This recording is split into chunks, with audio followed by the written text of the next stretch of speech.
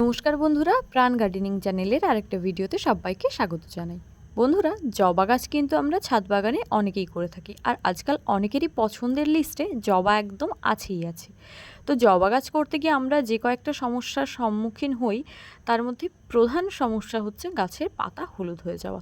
তো আজকে এই গাছের পাতা হলুদ হয়ে যাওয়া নিয়ে আমরা আলোচনা করব। গাছের পাতা হলুদ হয়ে যাওয়ার বেশ কয়েকটা কারণ আছে।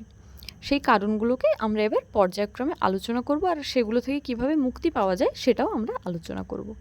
প্রথমেই আমরা যেটা আসব সেটা হচ্ছে যে জলের ব্যাপারটা। আমরা জানি জবা গাছে যদি জল খুব বেশি হয়ে যায় তাহলে কিন্তু গাছের গোড়ায় জল জমতে দেখা যায়, অর্থাৎ মাটিটা যদি খুব এঁটেল প্রকৃতির হয়, ড্রেনেজ সিস্টেম যদি ঠিকঠাক না থাকে, তো গাছের ভেতরে ভেতরে রুট রট হতে স্টার্ট করে, সেখান থেকে কিন্তু পাতাগুলো এইভাবে হলুদ হয়ে যায়। আরেকটা যে কারণে হয় সেটা হচ্ছে যে যখন গরমটা অনেকটা সময় ধরে চলে এবং গাছের যে পরিমাণ জলের প্রয়োজন সে ওই ছোট্ট টবটা থেকে বা পাত্র থেকে পায় না, তখন গাছের ওয়াটার ডেফিসিয়েন্সি হয়।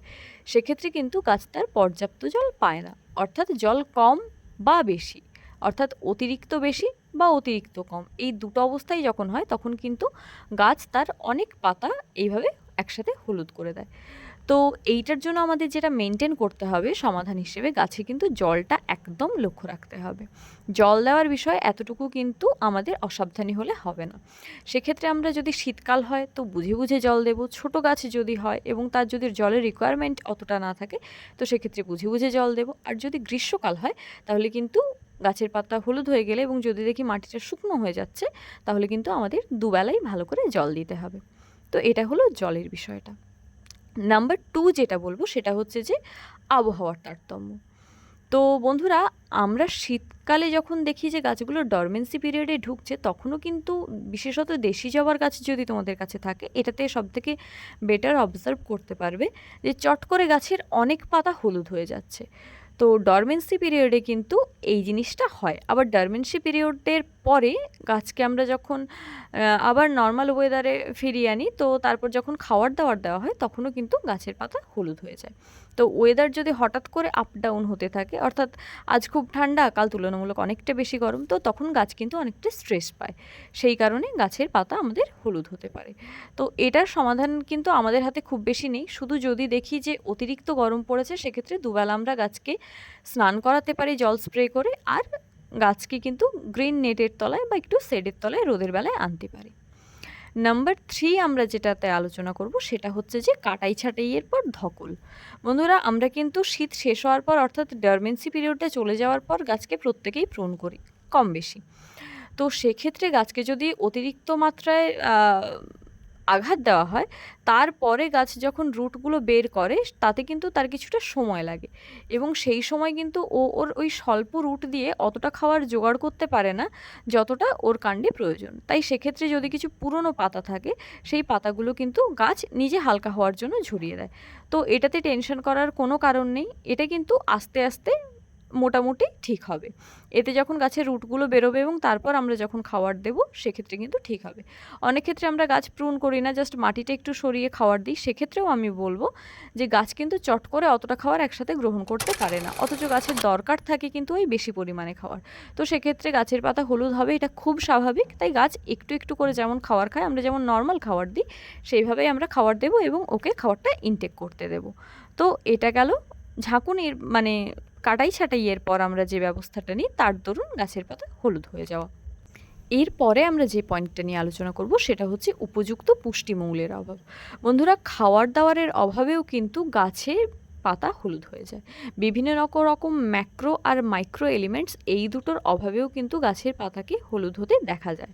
তো সেক্ষেত্রে আমাদের কিন্তু গাছের প্রত্যেক মাসে ফিডিংটা খুব ইম্পর্টেন্ট, এটা খুব মনে রাখতে হবে। বিশেষত গাছ যদি একটু পুরনো হয়, অর্থাৎ 1 বছরের পুরনো বা 1.5 বছর বা 2 বছরের পুরনো, সেক্ষেত্রে কিন্তু আমাদের টবের গাছ হলে মাইক্রোনিউট্রিয়েন্টটা চালু করতেই হবে, কারণ অনেক সময় অনুখাদ্যের অভাবেও গাছের পাতা হলুদ হয়ে যায়, এটা দেখা যায়। প্লাস ব্যালেন্স এনপিকে বা জৈব মিশ্র খাবার যেটা আমরা জবা গাছের জন্য ব্যবহার করি, এগুলো কিন্তু ব্যবহার করতেই হবে। তো এটা হচ্ছে জবা গাছের পাতা হলুদ হয়ে যাওয়ার আরেকটা কারণ। এছাড়াও যদি কোনো খুব ভারী ধরনের ঝড় হয় এবং তাতে যদি গাছটি স্ট্রেস পেয়ে থাকে, সেই সময়ও কিন্তু অনেক ক্ষেত্রে গাছের পাতা হলুদ হতে দেখা যায়। এরপর যে কারণটা নিয়ে আলোচনা করব সেটা হচ্ছে রোগ পোকার আক্রমণ।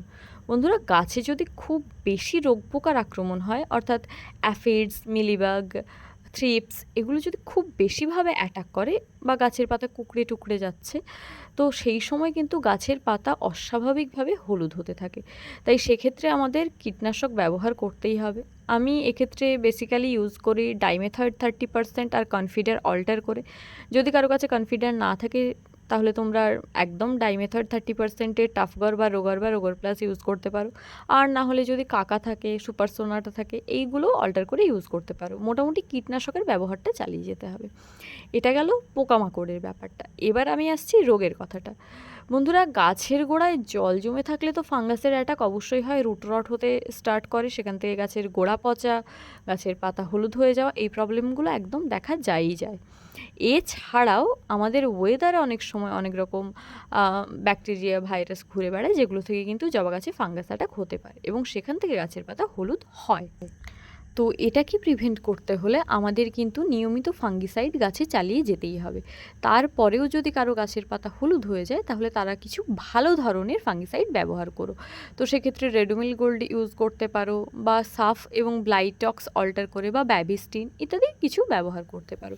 মোটামুটি যে কোনো ধরনের ভালো একটা ফাঙ্গিসাইড ব্যবহার করতে হবে, এবং সেটা কিন্তু তখন 15 দিনের ব্যবধানে স্প্রে করলে হবে না। তখন কিন্তু যদি গাছের পাতা এক্সট্রিম পর্যায়ে হলুদ হয়ে যায় ফাঙ্গাস অ্যাটাকের কারণে, সেক্ষেত্রে কিন্তু 10 দিনের ব্যবধানে গাছে প্রয়োগ করাটাই ভালো। তাহলে কিন্তু গাছটা অনেক বেশি তাড়াতাড়ি কিওর করে উঠবে।